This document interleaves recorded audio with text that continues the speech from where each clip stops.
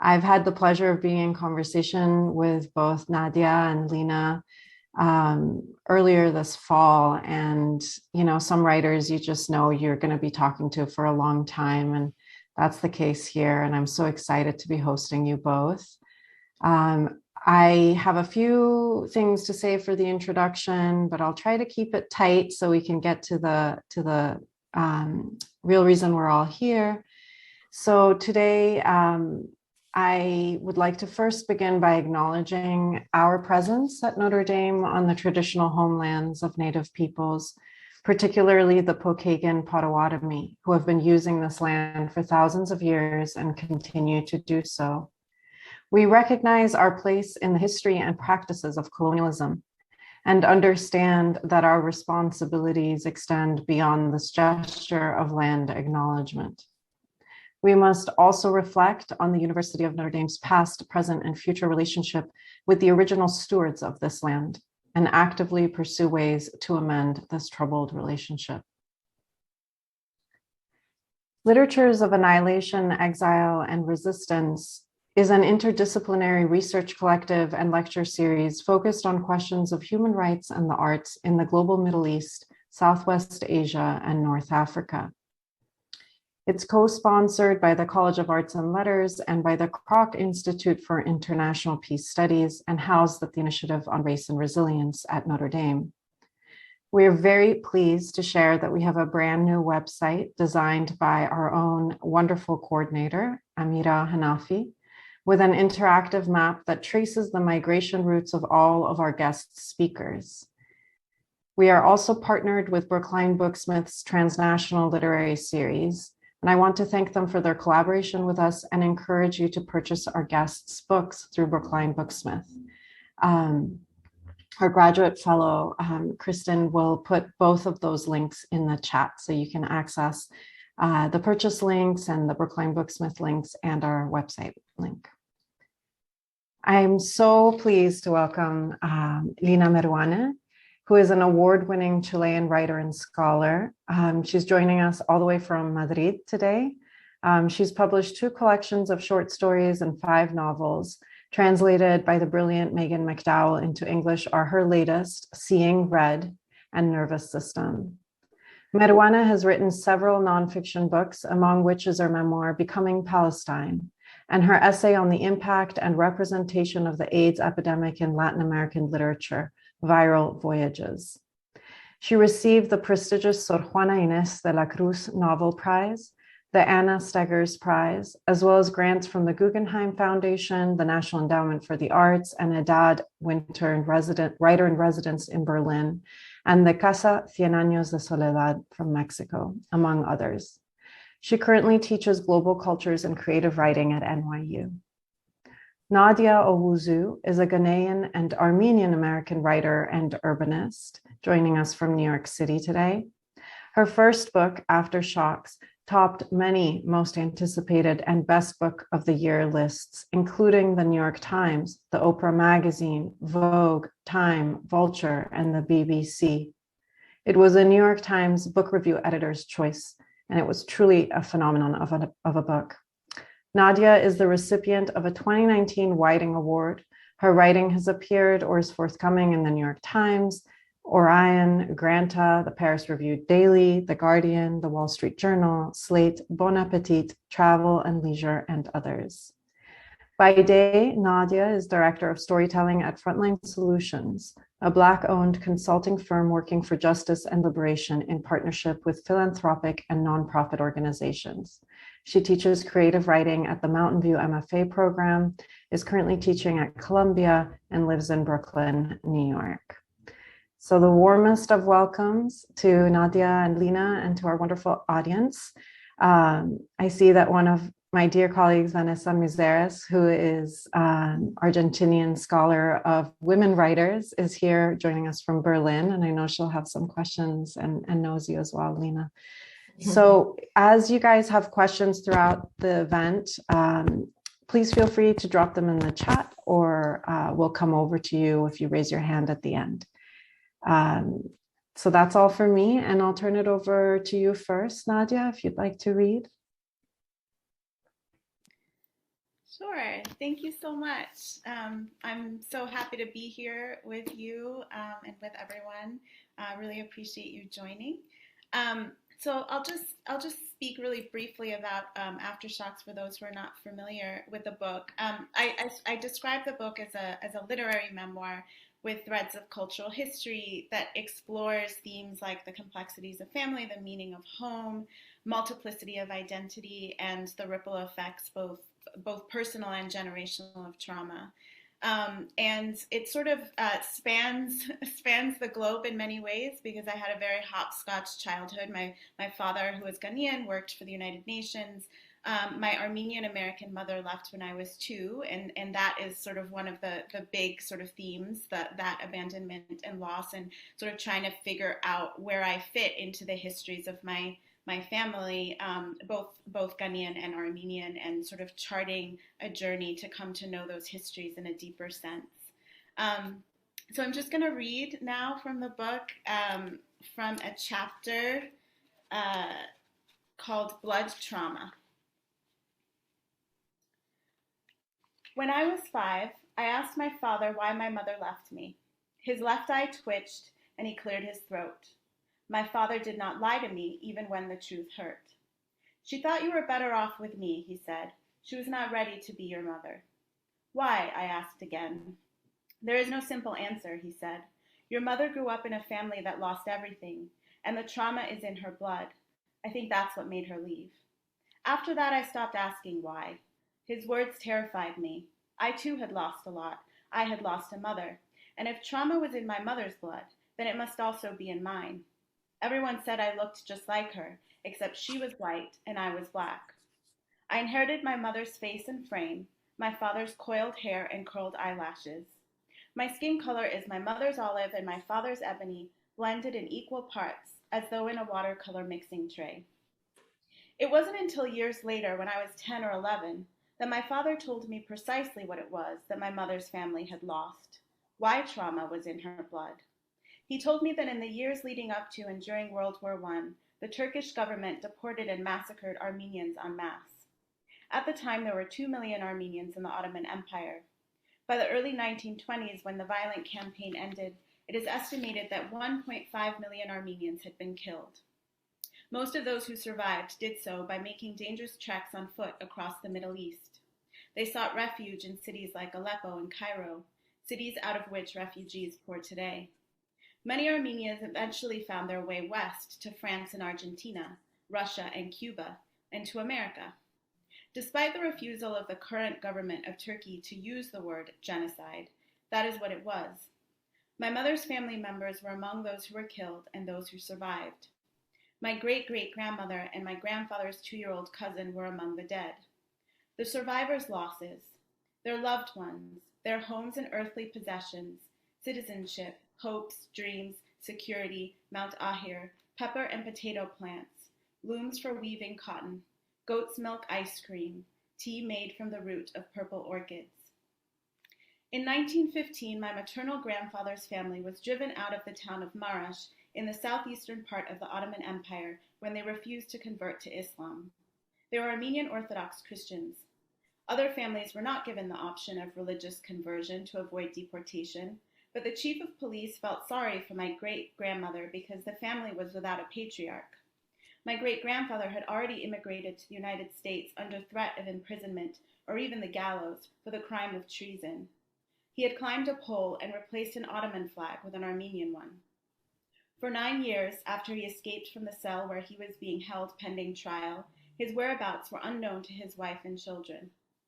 3 hours after my family, left Marash, police rode up to the caravan of 650 refugees with whom they were traveling and rounded up all the Armenian Catholics and Protestants. The Catholics and Protestants were, it was later discovered, all murdered, their bodies thrown in a giant pit to rot. It is unclear why the Orthodox Christians were spared. I cannot remember the order of the ordeals my family faced on their way to America, but they included typhus, temporary blindness, several armed robberies, malaria, near starvation, visa denials from multiple countries, and an earthquake. The story I remember most clearly, though, is that of my great-aunt Arika's abandonments. Between the ages of 4 and 7, Arika, my grandfather's older sister, was 3 times abandoned in the Syrian desert. She was left in the shade of a large rock, under a tree, and on a donkey. The donkey belonged to a man who named Arika as his price for a goatskin of water. Her mother decided to pay up. Each of Arika's abandonments was reversed by my great-uncles Aram, Artin, and Goran, who could not bear to leave their little sister behind and went back for her. In the case of the goatskin of water bargain, they found her in a village where the man with the donkey had taken her to be his family's servant. She was sitting on a boulder eating a piece of bread. When her new master refused to give her up, her brothers appealed to the tribal chief, who ordered her immediate return to her family. Arika wept bitterly as her brothers led her away. In the strange village, at least she'd been fed. I've heard multiple versions of the story of Arika's abandonments. Once my grandfather, who was not yet born at the time of the events, he was the only one of his siblings born in America, told me his mother was delirious from thirst when she left her daughter behind. Another time he told me she did not believe any of them would make it out of the desert alive. At least without Arika, no one would have to carry an extra burden to their death. Arika was too weak to walk on her own. My great-uncle Aram asserted in a published collection of accounts of the Armenian genocide that Arika had become unbearable with her pitiful crying for water. Crying children, he noted, were a liability. Quiet was crucial. The caravan often walked under the cover of darkness so they would not be attacked by the police or thugs. Aram recalled a vote to strangle a screaming baby to death for fear that she would get them all killed. Fortunately, the negotiation over who would do it took so long that the baby fell into a deep sleep and was saved.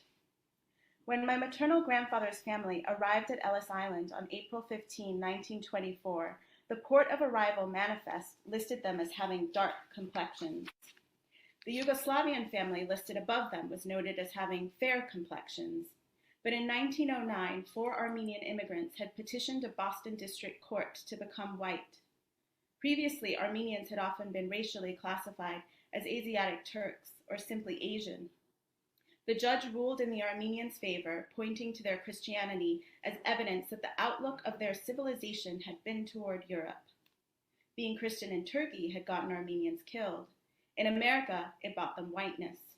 This meant that despite their dark complexions, my family could be naturalized as full citizens of the United States with the rights to vote, hold office, and seek good jobs.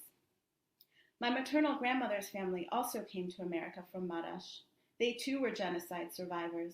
They too had many losses, had trauma in their blood. My grandmother's mother was raised in an orphanage. Her parents had not made it out of the desert alive. She was brought to America at 16 by my grandmother's father, who had gone to Armenia to find a wife. He wanted to marry a woman who was Armenian but didn't look it.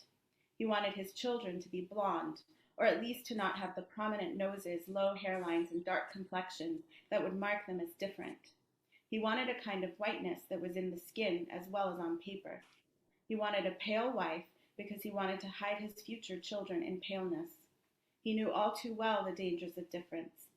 He understood that race was a specious invention. Arriving in Yerevan, my great-grandfather had gone straight to the orphanage, and among the many young dark beauties with this thick, glistening black hair, he spotted my great-grandmother, hair the color of a robin's breast, eyes the color of murky pond. Her, he said. And so it was, not adopted, but claimed all the same. At first she was relieved to have the answer to the question of her rapidly approaching future. She would have been forced to leave the orphanage in 2 years, but upon arriving in America, she discovered that there was such a thing as choice, and she had been given none. For that she punished her children, including my grandmother, until the day she died. She punished them for being yet another command, another binding rope. I never met my grandmother's father. I wonder what he would have made of my parents' marriage, what he would make of me, of my blackness. My mother's family has never made much of it. It isn't discussed. When I visited them as a child, I watched my grandfather shake his fist at racist politicians on the evening news. Those bastards, he said. My grandmother's father, my great-grandfather, understood the racial hierarchy, understood how race was used in America in the same way religion was used in Turkey to justify slavery, pillage, genocide. No immigrant group ever petitioned the courts to be classified as Black. My grandparents don't call themselves white, and neither does my mother. They call themselves Armenian. But America does not agree. To America, they are white. That was precisely what my great-grandfather hoped for. Whatever they call themselves, whiteness has claimed them. Whiteness cloaks them and keeps them safe. She was always very distant, my grandmother told me of her mother. She barely spoke. I was always afraid I would come home and find she had left us. My mother has said similar things of my grandmother. If my mother had stayed, perhaps I would have said the same of her. There are different kinds of absence. For most of my life, when people asked how I felt about having grown up without my mother, I would say I did not remember her leaving. I said my injuries were minor. This was not entirely true. I do have a shadow of a memory of her saying goodbye, of a kiss on my forehead, hair tickling my cheek, my eyes fluttering open, a warm feeling. Perhaps this memory is a dream or trick of the mind. As for injuries, pain is not always felt when and where it is inflicted. Grief is slow internal bleeding. My Aunt Arika was abandoned by her mother 3 times. My mother abandoned me twice. The first time when I was 2, and the second time when I was 13, and my father died. Even then, she did not claim me. My abandonments were not the same as my Aunt Arika's. There was never any threat of starvation, of typhoid, of death in the desert.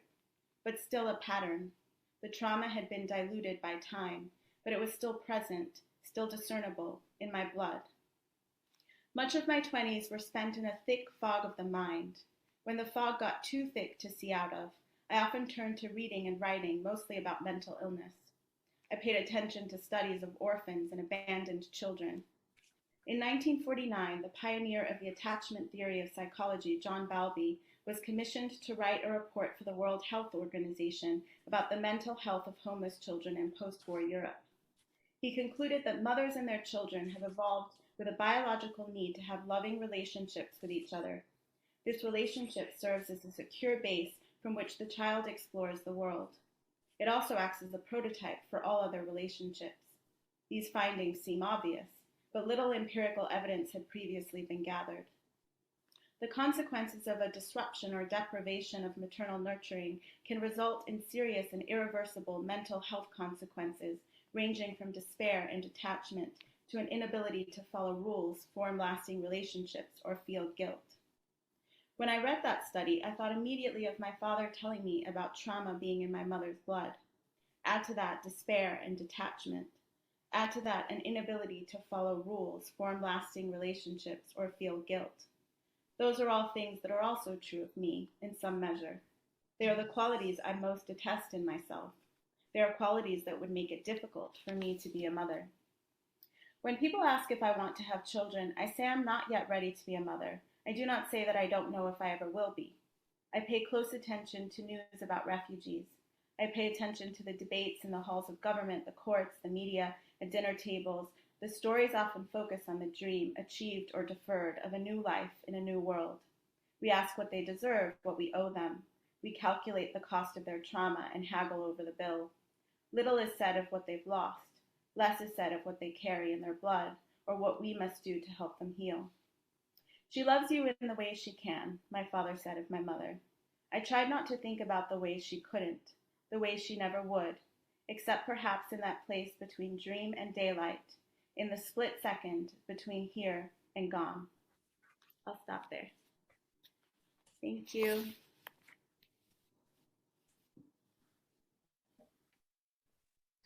Thank you so much, Nadia. And we'll turn to you, Lina, for a reading.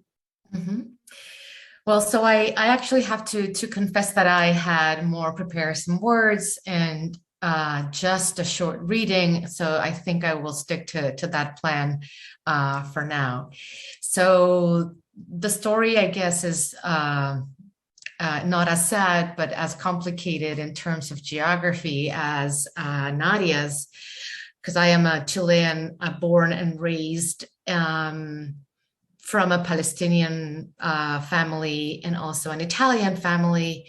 The Palestinians are from my father's side, and both are century-old migrations into Chile.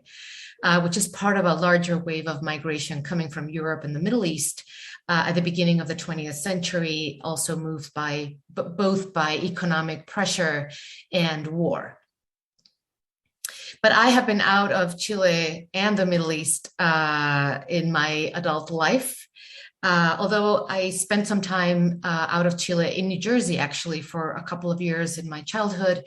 Then I spent a year as an exchange student in Massachusetts, and then as an adult, 20 years in New York City, first doing my PhD, and then also as a professor, actually, at NYU.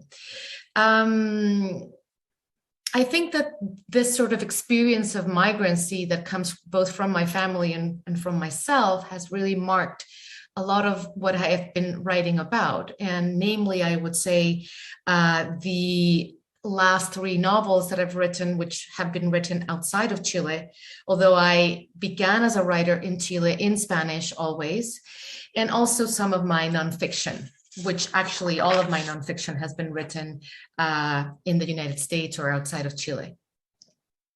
I would like to tell you a little bit about the nonfiction that I will be reading today, and my nonfiction book, which is somewhat connected to Nadia's book, although not fully translated into English yet, right? There's bits and pieces spread out there. I will be reading some of that. It is a book that I've been writing since 2013 and published in several different iterations. It's a very hybrid book in genre. It's a fragmentary book. It's now a 300 pages long book, which is for me extraordinary because I don't write so long. But I think that the experience of revisiting my Palestinian family and all the migration and the identity problems has really sparked a number of questions that I keep on writing about. And this has meant that I sort of keep on coming back to Palestine. My Palestinian book, Becoming Palestine First, Now Palestine in Pieces, is really a book about return and the fact that this return that I made to the land of my grandparents, who never could return, is also, or was also, not a return that was mine. It was a somewhat borrowed return, a return made in the name of somebody else, my grandfather and my father to start with, although that has also changed a little bit over time, because after my trip, my dad eventually decided to visit the land of his father and mother. This book is actually sort of a mix of things. It's a memoir, personal and also intergenerational. It is about, of course, the Palestinian family who came to Chile together with so many others. Chile actually has the largest community of Palestinians outside of the Arab world. And in fact, the town of my father and my grandfather, Beyala, has more people in Chile than in actually the town itself. It is also a travel piece. As I said, a piece of return, but also later in my writing, it has become an actual travel piece that is also about an actual return because I have already been there. It's an essay on violence, and particularly on the language of violence, how language represents, repeats, confirms, and creates violence itself, right? So I actually grew up thinking that language, and particularly literary language, was always transgressive. And I found out in Palestine very particularly, very poignantly, that language, in fact, sometimes can betray us and sometimes can work in favor of the colonizer. And so I had to realize and think about actually how language can work in different contexts and how language can actually fail us if we choose the wrong words, if we choose to express ourselves with the language of the colonizer, right? And so language as a material for writing, but also as a very political material, right, became one of my discoveries while writing this book. And finally, this book is also a meditation on identity. One of the things that really struck me, and I found this also in Nadia's book, is the fact that we as sons and daughters of migrants, right, and of mixed origin are often misrecognized. And so the face that we carry that is supposed to carry some sort of truth about ourselves is actually also or can be misleading. And in fact, sort of the surveillance and facial recognition tries to put us in a little box, right? Are we white? Are we Black? Are we indigenous, right? What are we, right? If we can't ever be something. And I think this also speaks to a very contemporary issue that we, in one way or the other, all face, right? Some of us face it more on our faces, right? And some a little bit less. But that is actually something that has been very interesting for me as a daughter of a Palestinian and an Italian, being sometimes called Turkish, sometimes called Armenian, sometimes called Peruvian, sometimes called French, sometimes called Spanish, sometimes called Israeli, right? And so the meditation on the face also became a part of that writing. I also wanted to mention, before I read just a little tiny bit of that book, that one of the things that really connects my own writing, as I see it at least, is the question of the body, right? Especially the vulnerability of our bodies, right? Female bodies, migrant bodies, oppressed bodies, racialized bodies, and in particular for me, and most strongly, diseased body, right? The question of illness. This is actually what connects Becoming Palestine or Palestine in Pieces with much of my novelistic writing as well. I was asked to speak very briefly about Nervous System, which is my last novel, translated by Megan McDowell and published by Grey Wolf in the United States and by Atlantic in the UK. And this is actually a novel that really focuses on the question of our bodies and how our bodies are connected as the systems that they are. Our bodies are a system of organs, right? Sometimes specialization doesn't allow us to see this, right? But how our bodies that are already a system in work are also connected to other bodies, which conform the system of family, which can be sometimes very dysfunctional, that sometimes can have absent parts, so to speak. In the case of Nadia, I was thinking of the mother, the absent mother that is also so present, right, in the writing.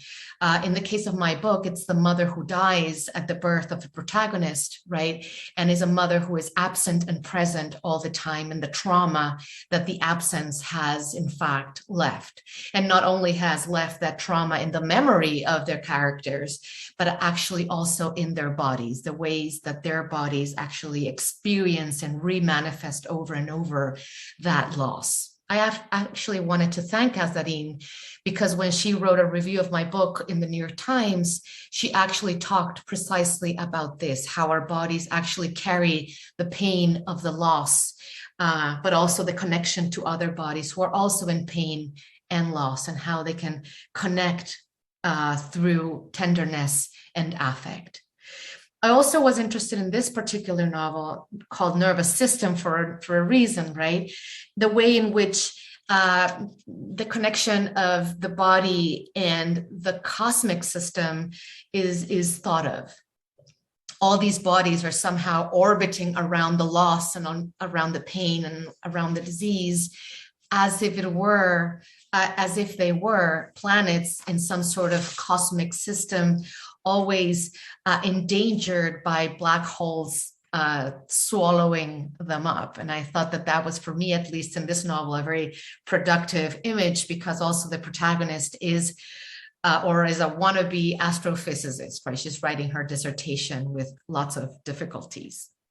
Also, finally, and I think this really connects to the question of writing itself and the hybridity and the fragmentation of writing, is that I thought, while producing this book, that the novel is also a sort of system of writing, where pieces are put together in order to narrate a story that is no longer, I think, in our contemporary literary scene, stories that are, like linearly from beginning to end, but are more bits and pieces, like Facebook, like Instagram, like Twitter, bits and pieces that are putting together some sort of narrative of multiple characters with their multiple difficulties that on the one hand make them singular and at the same time connect them all. So I think that's a lot of sort of to say about two long books. Let me just read just to get so you can get a feel of what my writing actually sounds like. So I'm going to read just two fragments from the Palestinian book. I think they connect much better in our conversation to Nadia's text. So I'm going to read the beginning, the opening fragment of my Palestinian book, and then I'm going just to read a bit further in. So this is called Borrowed Returns. Return. I am assaulted by that verb every time I think about the possibility of Palestine. I tell myself it wouldn't really be returning, just visiting a land I've never been to before, a land of which I have no images of my own. Palestine has always been a murmur in the background, a story I tell myself to rescue a shared origin from extinction. The return would not be mine, I tell myself. It would be borrowed from someone else, made in someone else's place. My grandfather's, maybe, or my father's. But my father has had no desire to set foot in those occupied lands. He has been only as far as the border.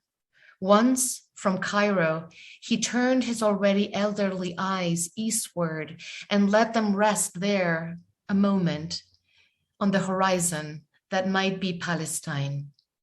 The wind was blowing, kicking up a sandstorm worthy of a movie set, and he stood amid swarms of tourists with their predictable sneakers and shorts and backpacks. Tourists being strangled by their Japanese cameras, their sweaty hands full of brochures. Tourists accompanied by guides and interpreters to whom they paid no attention. My father peered out through them and gazed off toward that little piece of Palestine there on the Egyptian border. That Palestine felt distant and different from his idea of Beit Jala. That was Gaza, hemmed in, under assault, Muslim and somewhat foreign. On another occasion, my father was at the Jordanian border.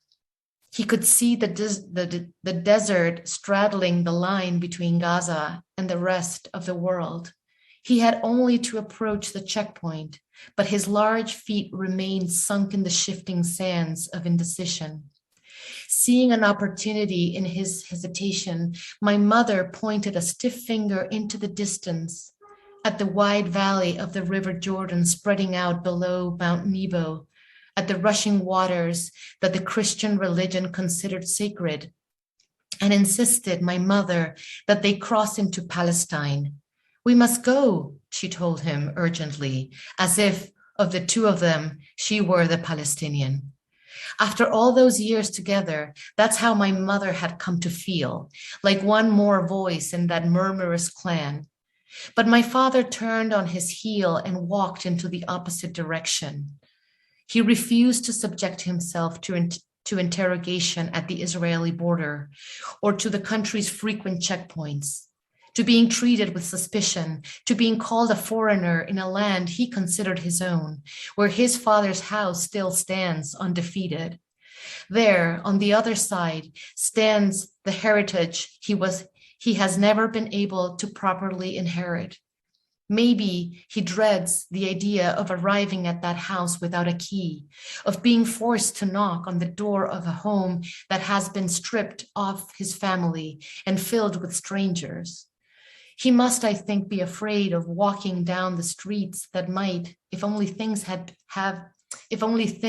been different, have been his playground. The anguish of finding in the once empty landscape beyond those alleyways, the cookie-cutter houses of the settlers, the settlements and their security cameras, soldiers in boots and green uniforms holding long rifles, barbed wires and rubble, trunks of ancient olive trees sliced off at the ground or turned into stumps. Or maybe it's that crossing the border would mean betraying his father, who did try to return once in vain. The 6 Days War thwarted that journey.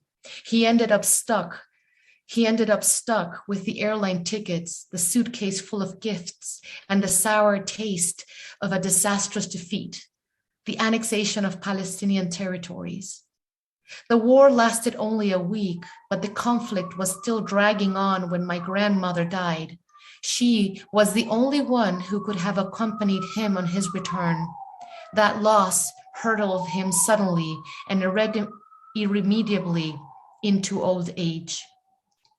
There was no turning back for him, no turning back for so many Palestinians who no longer could or no longer wished to return, who had even forgotten the Arabic word for it.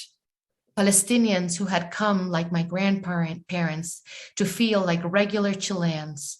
The bodies of both now lie in a mausoleum in Santiago that I have not been back to since the last funeral. I wonder if anyone has paid them a visit in the past 30 years. I suspect not.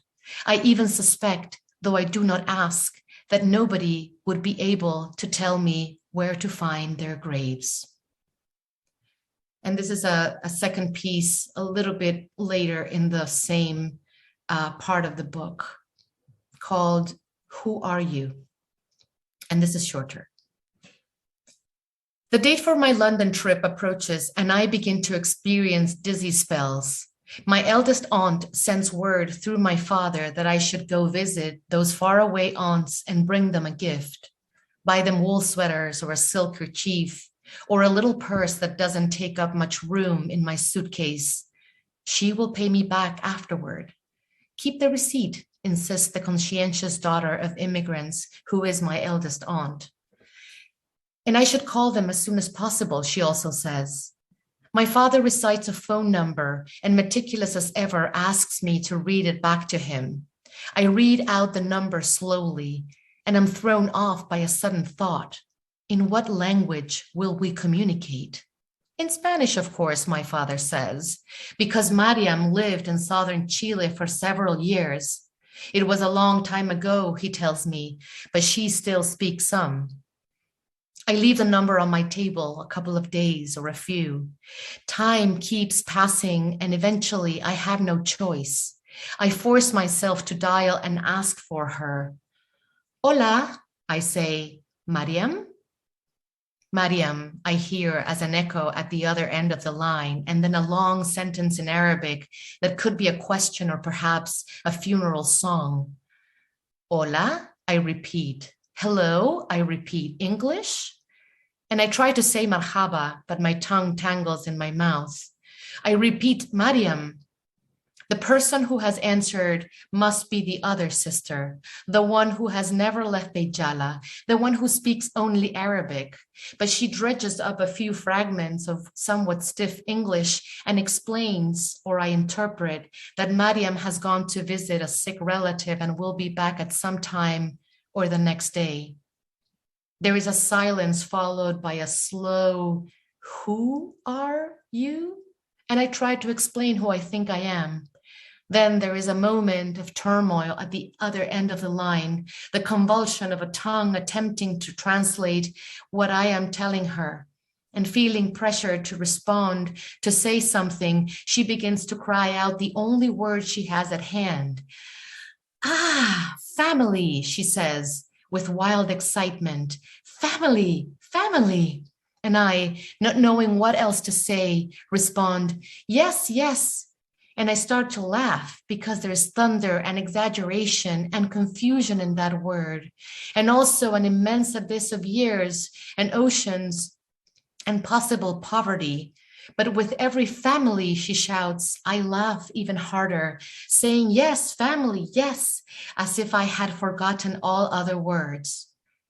And I'm not sure whether in that telephonic exchange I ever tell her or she understands that I am about to travel there or return there, that I would like to pay them a visit.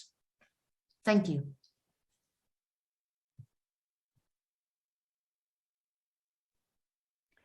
Thank you, Lina, for that beautiful reading.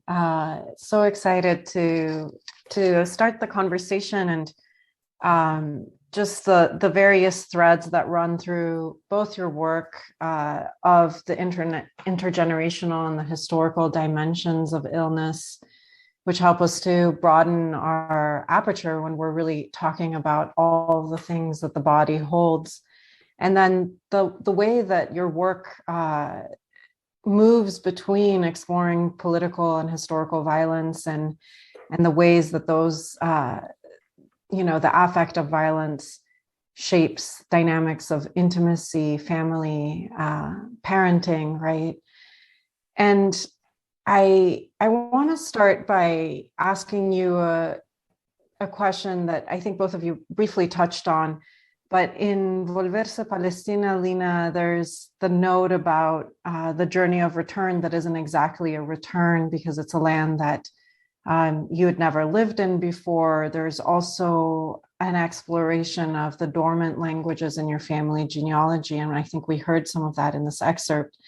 Nadia, one of the things that really touched me in Aftershocks is the way that you write about your father's language, Twi, and how it's the language that most speaks to you, even though it's the one that you're least fluent in. And there's a scene in the novel, in the memoir, where your father that's the language he speaks to himself in the last stages of his illness. I wanted to ask you a question, both of you, about how these negative spaces, these absences shape your writing. They exert so much pressure, and I think force us as writers who have experienced these kinds of multidimensional losses to really have to find a shape for our work that allows what's on the page to signal what's not on the page. So I'd love to just hear about how you manage that as writers. I think it's Nadia's turn. Sorry, I can start. That was such a wonderful question, as always, Azareen.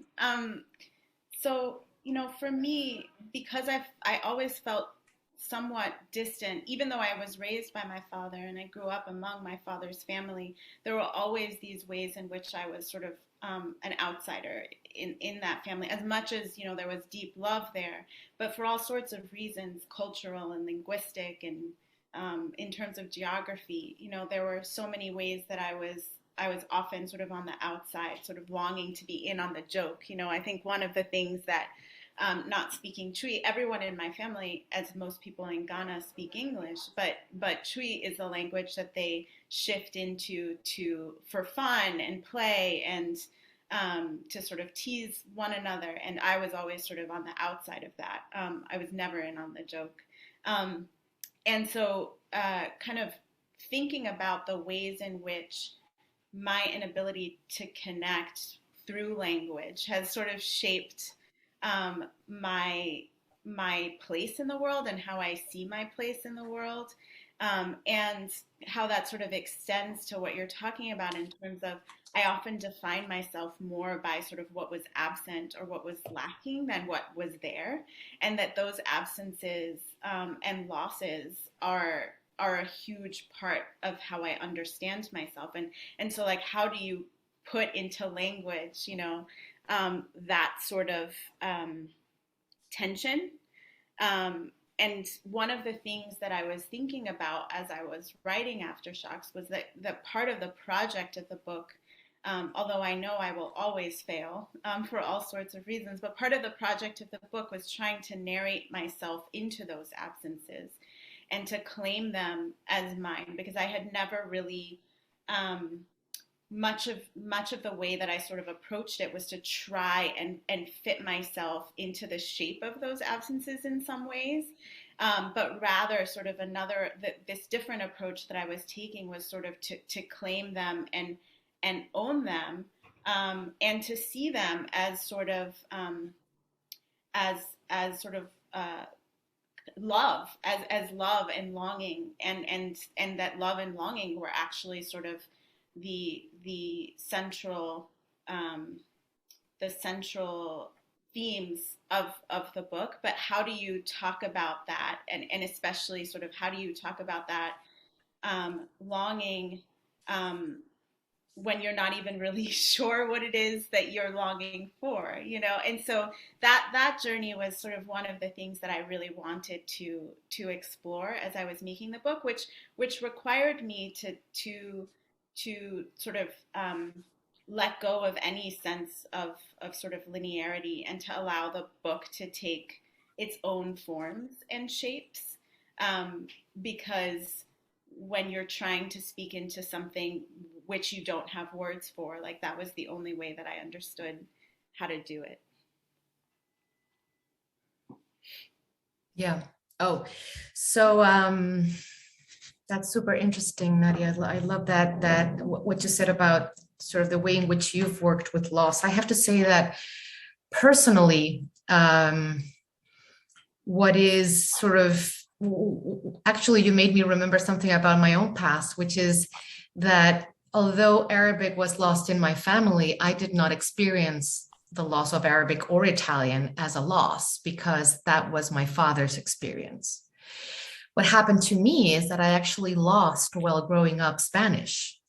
Because my parents moved 2 years to the United States, and my first 2 years of school were, as I said before, in New Jersey, I stopped speaking Spanish, and my brother stopped speaking Spanish. We were kind of raised for a couple of years in English, although my parents spoke to us in Spanish. I don't have a clear memory of what happened. I do remember that when I was 7 and we came back to Chile, I spent a few months sort of alone reading because I couldn't communicate with my classmates. So I would spend the sort of those breaks alone reading.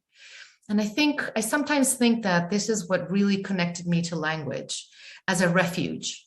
I felt protected by the fact that I could somehow engage with the books I had in English, actually. And that was a place of security. So at the same time that Spanish was a place of loss for a while, English had become like an English, and reading in particular became a place of sort of company and protection and feeling secure. So I think that somehow I have extended that into my adult life, where the place where I'm more comfortable and the place where I feel more secure is precisely in the languages I have, and also in the languages that I don't have. So I'm sort of very happy to experiment. I'm never shy with languages. I go into places and immediately get the accent and can speak in other Spanishes and other languages quickly, even if I don't speak them well, because I kind of grew up with this experience of having to flow in and out of language. I also think that has also turned, I mean, of course, all writers are obsessed with language and particularly with words and how they rhyme. But there's something that I think that when one does not understand the language, one actually concentrates on the musicality of it. And so I have a sort of very huge interest in the music of words, even if they don't make sense to me. And I think that really liberated me in my last novel to work precisely on the association of words that my protagonist falls into. Like when she's super stressed, there's all these words that come up in italics, actually, that are somewhat connected, somewhat not connected, and that have their own sort of music to it. And she sort of falls into these moments of musicality of the text. So in a way, the sort of loss of language which is, of course, we can think of it as a violent thing, right? Especially when it's due to assimilation and travel. I think that can be opposed in some way with the enjoyment of the loss in translation, the enjoyment of just sort of being thrown into languages that you don't necessarily understand, but you can still somehow enjoy. Thank you. That's really beautiful. And it is interesting, all the ways in which, you both hold these pluralities, and the absences are are less immediately visible, like you were saying, about being misrecognized, right? And you both write about this too, about just the ways that we present, especially when, you know, we are third culture peoples, and the way that we're perceived don't always align with who we are. And in fact, I think that it causes its own form of dysmorphia, and just it complicates the grieving process of claiming all of the absences and the losses, because you're having to constantly be aware of how your body is being read by other people. So I think it's really beautiful that, well, as writers, of course, but also you write about taking counsel in literature and in words. So I want to shift gears and ask a slightly more, I guess, sociopolitical question, because of the ways that you're both examining the protections that whiteness offers, especially in a very hierarchical landscape like North and South America. And, you know, Nadia, you read from this piece about the Armenian ancestors who petition to be considered white and by the standards of the US Census, and that wasn't even how they self-identified, but it was a recognition that it was necessary to their survival. And you write, Lina, about Christian Arabs who are offered similar protections. And here we are, you know, in 2022, in a moment of trying to break with the black and white paradigm and to make room for nuance. And the same laws that offered those protections are now actually working against our people, right, from the region, from Middle East and North Africa, Southwest Asia, who are forced into compulsory whiteness. And in the post 9/11 world, when there's been a lot of bias and violence against our people, there's no claim to legal protections, because you have to be able to first say that you tick that box, right, as a non-white person. So it's really interesting how, you know, even when we talk about trauma, the idea that some behavior that serves as a protection later actually as an adult endangers you, right? And it's similar to see that trend historically with compulsory whiteness. I'm just curious to hear about the process of writing about these hidden, complicated narratives of race and ethnicity and their intersections with religion, which is, I think, something we hardly ever really talk about. We talk about it a lot at Notre Dame, but, you know, beyond, it's a more silent conversation. Mm. Shall I start, Nadia, or do you want to start? Yeah, go ahead. Yeah, no, I was thinking that this is really a fascinating theme, especially in migration in Latin America. I would like to just sort of contextualize a little bit historically what we're talking about. Latin America was colonized by Spain, who also had been under 8 centuries of Arab domination and Jewish settlement, right? In the very back in history, something that ended precisely with the unification of Spain under the Catholic kings and the imposition of Christianity in the Iberian Peninsula, which meant forced conversion of Muslims and Jews, and also meant expulsion, right? So we're coming from a nation that at the same time that is expelling and sort of winning over important communities that lived there and thrived in the Iberian Peninsula, is at the same time colonizing Latin America. So that is sort of like a historical context that sometimes we forget, that the people who came to Latin America and mixed with the local indigenous communities were also mixed blood, right? Where many of them had, you know, Muslim heritage, Arabic heritage, North African heritage, Jewish heritage, right? Which came all the way down to Latin America to remix with the local peoples. Violently so, of course. So the question of the color of people in Latin America is a huge complication that was even more complicated by the fact of slavery and the slave trade, right? That began also soon after, as the indigenous peoples couldn't take the amount of violence and exploitation, and African peoples were brought to do the job, right? And so one of the fascinating things for me was to find out, as I also research the Arab migration into Latin America in the late 19th century and the beginning of the 20th century, is that Latin Americans wanted to whiten their population by bringing white Europeans, Italians, but especially Germans. But when the Arabs came, they didn't know what to do with them because they looked actually pretty much like Latin Americans themselves. Obviously, they looked like Spaniards. They looked like us. And so they couldn't figure out what color they were and whether they should accept them to whiten up the race or not. And so what they eventually did is that they opened the doors to them, but they didn't give any incentives. So incentives were given to purely white, so to speak, Europeans, and they were let in sort of because they couldn't figure out what to do with their racial mix.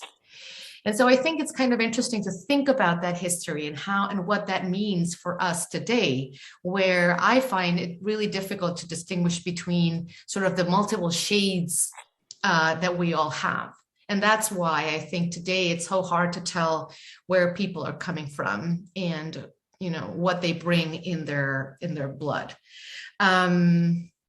I think it's also a question of religion, as you were saying, Azareen, because the question of Arabs being mostly Christian when they came because they were running away from the Ottoman Empire, which is the sort of the largest group of people were Christians, that also made it harder in Latin America to say no to them, to shut the doors. And so religion was an important factor. And I think religion somehow whitened culturally and even racially at some point, the Arab peoples coming into Latin America. So I'm not sure how to respond to the full question, but I think that historically it is a little bit more nuanced than what we live in the United States, where I have never had to write in the document what race I am in Chile, for example, or in Argentina, or coming into Colombia, or even in Brazil. Right? In the United States, all the time, I am asked to identify myself, and I tend to identify as other because I don't really know like how many people live in me, so to speak, racially.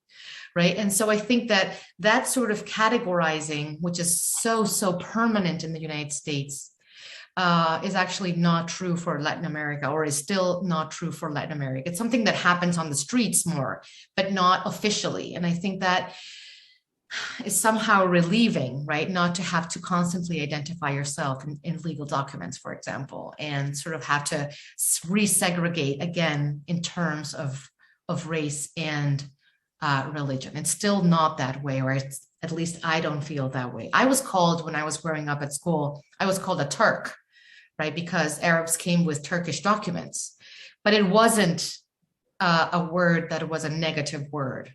Like as much as my blonde friend was called Russian, right? I was called Turk, and we had all these names, but in a more playful way than they had been in the beginning of migration. Not sure I'm actually answering the full question, but I'm trying. Oh, that was great. Thank you. Yeah, no, it was really interesting to hear you talk about it in that way. I think for me, you know, growing up as I did, sort of moving mostly between East Africa and Europe, and being Black, and I was raised by, you know, the Black side of my family and by my father and my stepmother who is Tanzanian. And so, you know, unlike many, you know, UN or sort of expat families, like we were a Black family who were moving around Europe. You know, we lived in Italy and living in East Africa, and the ways that we were interpreted, you know, in terms of, in America, we often think of like Blackness as a monolith, but it really isn't. And the ways that we were interpreted in different countries, and specifically the ways that my sister and I were interpreted as lighter-skinned Black people, you know, in Ethiopia, for example, where people often took us as Ethiopian. That was one of the one of the few places where we were often mistaken for locals.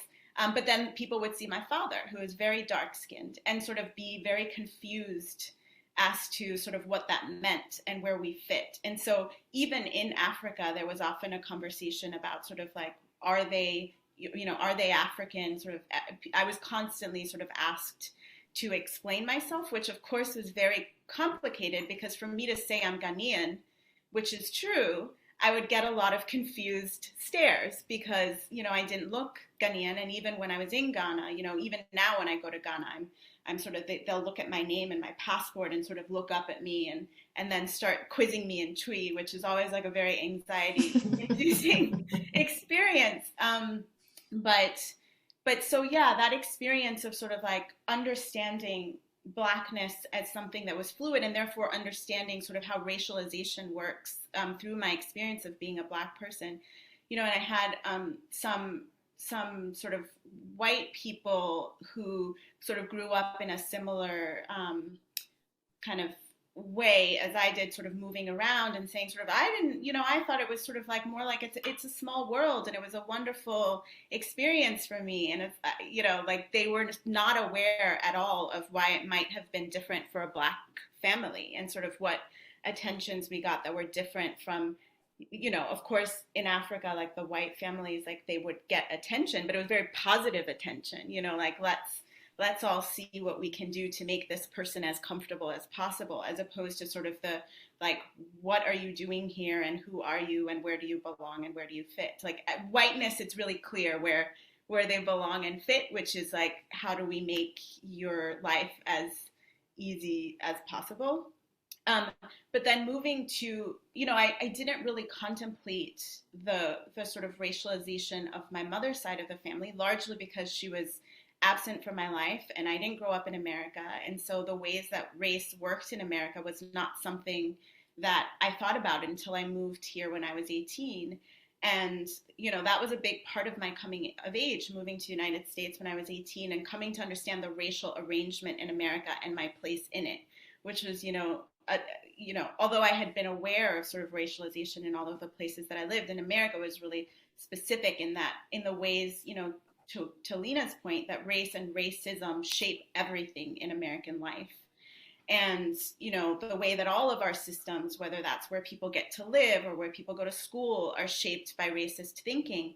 And actually, as I got to know the Armenian side of my family, I realized that the story of Armenians in America is a really interesting one, because it's such a clear example of the absurdity and speciousness of race, in that they actually petitioned a court to become white, and then actually that was disputed, and they had to go through a whole other process.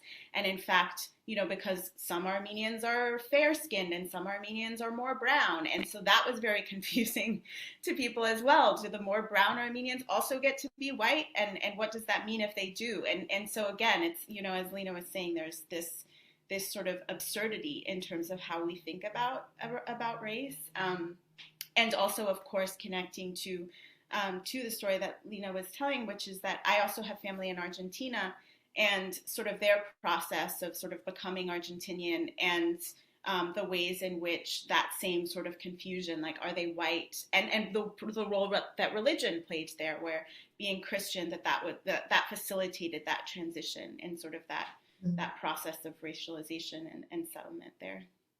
Yeah, I just wanted to add that I didn't want to say that or sound like I was saying that there's not a lot of racism in Latin America. I think that perhaps a little bit differently than in the United States, it's also sort of really complicated, well, by religion and class, but I'd say even more by class, right? So you can find people who look very much alike, they're darker skinned, but who are upper class and speak in a certain way, dress in a certain way, and they might not be so racialized, while people who look exactly the same but belong to a different class and have a different education, right, will be immediately classified as sort of racial others. And so that, I think, it's a little bit sort of more complicated in a way, or somehow it seems to me a little bit sort of it's more layered than only race. And I'm not saying here that in the United States that there's also not a class issue, right? But I think it's even more marked by class than one would think in Latin America. Yeah, I mean, I think the whole question of identity for most people, right, and I include everyone, is so much more complicated than we actually acknowledge and discuss, right? That these reductions only kind of consolidate power, but they're not reflections, or remove power, right? Disempower. They're not actual reflections of lived experience. So I'm aware that we only have like 8 or 9 more minutes, and I have so many more questions, but I want to make sure that I give the audience a chance to come forward with any questions that they might have. Please feel free to raise your hand, and I'll come forward and speak. If you're more comfortable putting your question in the chat, we can do that as well.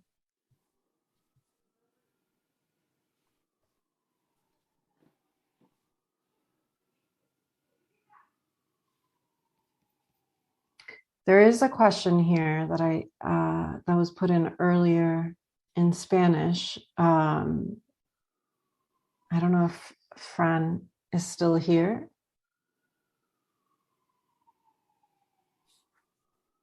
Maybe not. Oh, Fran, would you like to ask the question? You're more than welcome. ¿Se puede preguntar en español tranquilamente? ¿Aló? Hola. Hola, bienvenido tranquilamente. Si quieres preguntar en español. Bueno, it can be in English as well. Okay. So, in your novels, how do you do the migration of jobs, of occupations, and of your personajes, of your characters? That's the question. Especially when it's impacting the body and the family. How do you do that? Thank you. Gracias. Perdona, Fran. ¿La migración de los trabajos? Sí, de sus trabajos, de sus ocupaciones. O sea, okay. So if se one vuelven person... ellos, sí, se vuelven ellos como parte, como accesorios de otras ocupaciones que ellos no querían, y tienen que estudiar tal vez por un futuro que les prometen pero que no quieren. Esa es como la pregunta. Yeah, so the question, has to do with sort of how in migration characters might lose their jobs and have to acquire other jobs in the first world. For me, I am not really working with that sort of migrant. I have worked actually little with economic migrants, and I have also worked little with people in exile. The story of exile, of Latin American exile into Europe and the United States and elsewhere, is a story that was much told by the previous generation. It's also not the story that I lived directly, so I haven't really explored that theme much. I have sort of worked on a different sort of migration, which is, I'd say, the migration of people who, or especially women, who go out to study, to get an education. When I was growing up, we didn't have PhDs in Chile. So I actually imagined myself all the time that I would maybe have to travel elsewhere to do that. And it ended up being in the United States because I didn't get that chance in Spain. There were no grants there. I couldn't get a work permit.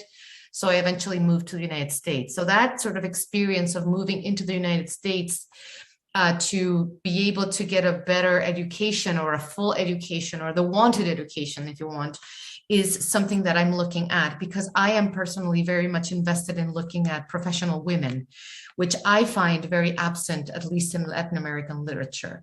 I find a lot of mothers, I find a lot of daughters, I find a lot of caretakers, but I have seldom found professional women. And so that is an area that I have been exploring. In nervous system, there is a little bit of an exception because migration is sort of in the background.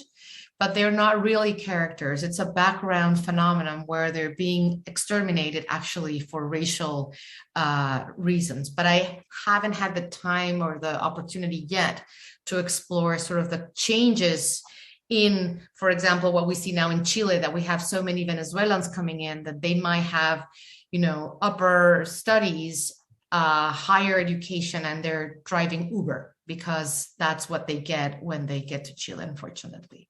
Right. So I haven't done actually that work. I'm so sorry I can't answer your question properly, Fran. Thank you.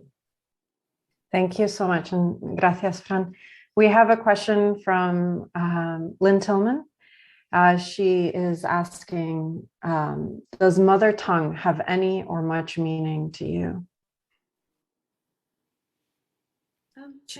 I can start. So it has a lot of meaning to me, but I actually, I have written about the fact that I don't actually speak my father tongue or my mother tongue almost at all. That I have only a few words and phrases in both of those, and that actually carries a lot of meaning to me. But that sort of absence, and also because I am fluent in other languages, and so sort of contemplating the ways in which my life has sort of taken me to all of these places that don't belong to me, and that they don't flow through, even speaking English, of course, is like the language of colonization. And so what does it mean to not be able to connect to my histories in those sort of mother tongues or father tongues? And that's something that's a question that is really meaningful to me and important to me, and that I explore a lot. And I've been thinking, similar to what Lina was kind of talking about earlier, what are other ways, as I attempt to sort of try and learn Chui, for example, what are other ways that I can connect to sort of the rhythms of that language, and to the sound of that language, and sort of the expression, the ways in which the sort of expressions that don't have words, like the exclamations that Ghanaian people make. And so I'm interested in all of those sounds, and also, because the Ashanti tribe, the tribe my father comes from, it is a tribe that is in many ways like life is on a particular rhythm. We are known for our drumming, which the Ashanti rhythms are sort of among the roots of jazz, for example. It's one of the things that we're known for, and I think the language really connects to those rhythms. It's a very musical language, and so paying attention to those sounds until I can sort of get it together to be able to shape my mouth into the words is something that I'm exploring right now. I would just add to that, in my experience, that of course my mother tongue is also my father tongue. It's not my grandparents' tongue, but I am very, very attached to my Spanish, so much that I have actually decided not to write my literature in English, because more and more I have been sort of made aware that English is also a language of colonization. And if we sort of desist of our mother tongue, in this case, Spanish, somehow we're helping the language to die out. I know Spanish is a very large language, but it is important to me that it also has a presence as a literary language in the United States. It is often said that there's so many Latinos and Latin Americans or Latinx in the United States, but actually it is not considered a literary language. It's considered a sort of a language of home that migrants with little education speak, which is also not true, right? That's a sort of also a form of discrimination of language. So I am sort of, and now that I've been exposed to Arabic, which is a language that I also wish I could speak, but I haven't been immersed in it. Actually, in the last iteration of Becoming Palestine and then Palestine in Pieces actually ends in Arabic. Because one of the things I was so concerned about is that because we find in English a language of diplomacy and war, so to speak, right, and a language of colonization, we tend to resort to English, and it's unavoidable in a way.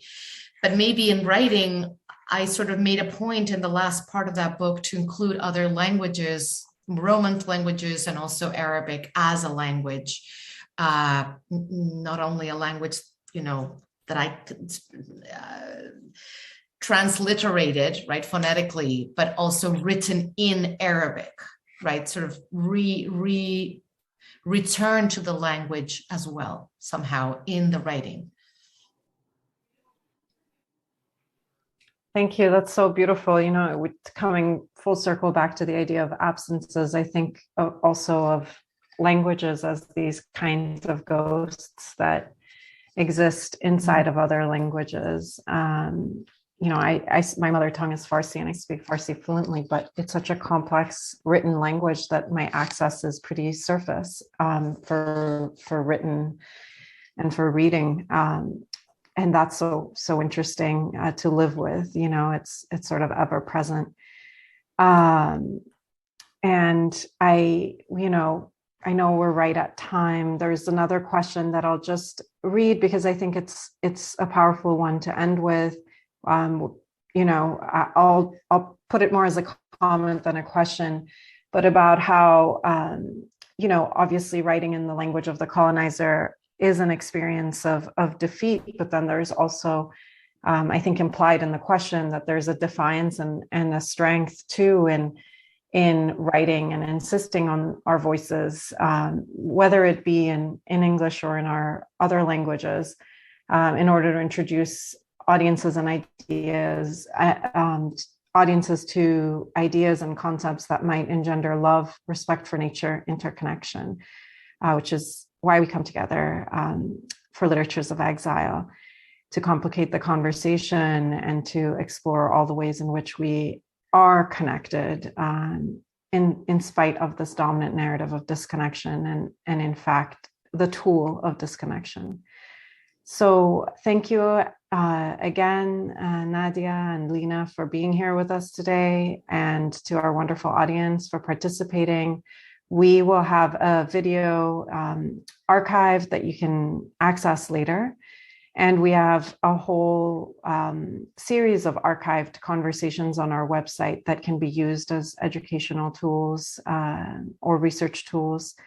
And we also have a listserv, so please do join us so you can hear more about our events. Next month, we will be hosting an event called Queer Transnationalisms, Love and Rage in Times of Atrocity with Rhonda Gerard, Zain Joukhadar, and Majdulan Shomali. So you can join us for that. And good afternoon to everybody, and we'll hope to see you soon.